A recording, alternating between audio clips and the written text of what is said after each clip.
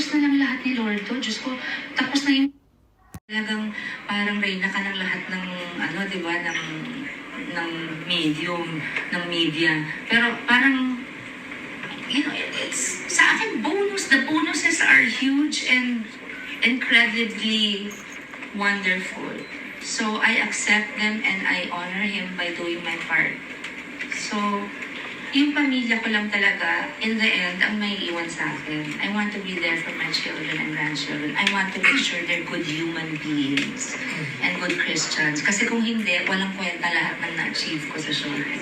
Yeah, very well said, Shawi. And actually, kahit sinasabi mo may basher ka, mas maraming mamahal sa'yo. And we're so Thank sure you of so that. much. Yeah, kasi minsan nga nakikita ko, June, sabi ko, my God, does this person actually believe that after 42 years of how many arenas filled with audiences that have shown me nothing but love, lalo nung kakatapos na ng Iconic, di ba?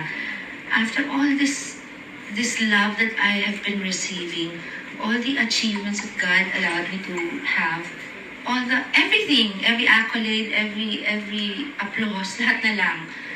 Does this person actually think I'm going to lose sleep over their post tonight? Yung feeling nila nakakasakit sila. Ang nangyayari, kawawa naman yung magulang nitong batang to. Siguro tinuruan siya ng tama. Parang wala siyang natutunan. Or baka naman walang nag-guide. Yung ganun sinasabi ko. So parang mas productive sana ang oras mo kung nagtatrabaho ka, may tinutulungan ka, may dinadamayan kang kaibigan, o lumabas kayo ng barkada mo, di ba? Bakit kaya may mga taong talaga gumagawa ng oras para manakit lang kapwa-tao? Yung ganun lang. Pero, kung sakit, wala na eh. I don't get hurt anymore. Parang na akong Teflon. Yung hindi dumidikit. Hindi na nakaka-affect. Kasi parang 42 years, late na kayo. Late na kayo. Hindi na kayo maka-affect. Kung mga 30 years ago, ito ma-affect ako. Pero Shawi, alam mo kahapon, when we got the invite sa press ko na to,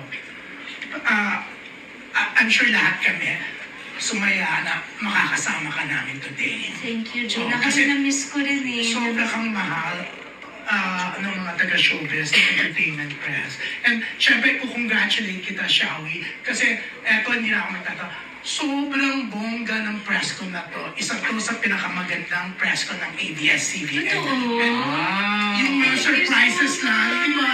Sobrang, Parang talk show eh. alam mo, kami mismo nakaramdam ng pagka-touch dahil yung importance na binigay sa isang megastar na katulad mo. And for that, I'd like to, papalakpakan kita. Thank you, June. Yeah, Thank you so ABS-CBN. much. Super Sharon yan si June talaga. Sharon yan talaga ako. Oo. Always Thank you say, so alam mo, much. pag Sunday, nakikinig ako kay Friendly Nikki, puro songs ni Sharon. Tapos, Kasi noon babati siya. nag-DJ pa ako Oo. doon, di ba? Oo.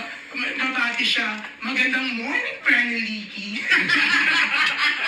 Sa Sharon talaga ako. 80s yun, di ba? I'm still proud to say that I'm still a Sharonian. My goodness. Congrats, Mega. Thank you. Love I love you. Ako, Thank you. parang sobrang, alam mo yung sobrang minahal ko tuloy lalo ang ABS-CBN dahil yung importance naman talaga sa'yo today. Thank you Na so pinakita, grabe nakakaiyak. Alam mo, nung lumipat ako dito from IBC 13, pinilot nila Don Henny Lopez yung TSCS, yung Sharon Cuneta show from IBC. Noong 1988 ako nag-start dito, March. So, all in all, kasama na yung taon na nawala ako, 30 years na. It's my 30th year with them. So parang, sabi ko nga, wow, first signing ko si Don Henny, nandun pa. Sila boss, hanggang mamaya, si Boss Gabby, si FMG, si Mama Charo, si RVC, the late RVC.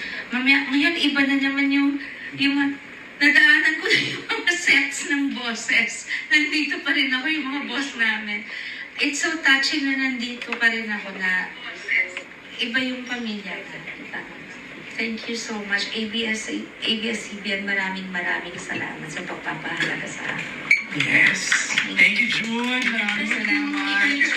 And Mega, I am very happy to announce na 100% ang attendance natin today. Oh my God! Totoo? Yes, Wow. So much. I want to, please allow me lang to thank Muna, there are new faces. There are young people. There are bloggers. There some I've been friends with already. New writers. There are new platforms now sa press release, no? But I'm eternally grateful to those I really started out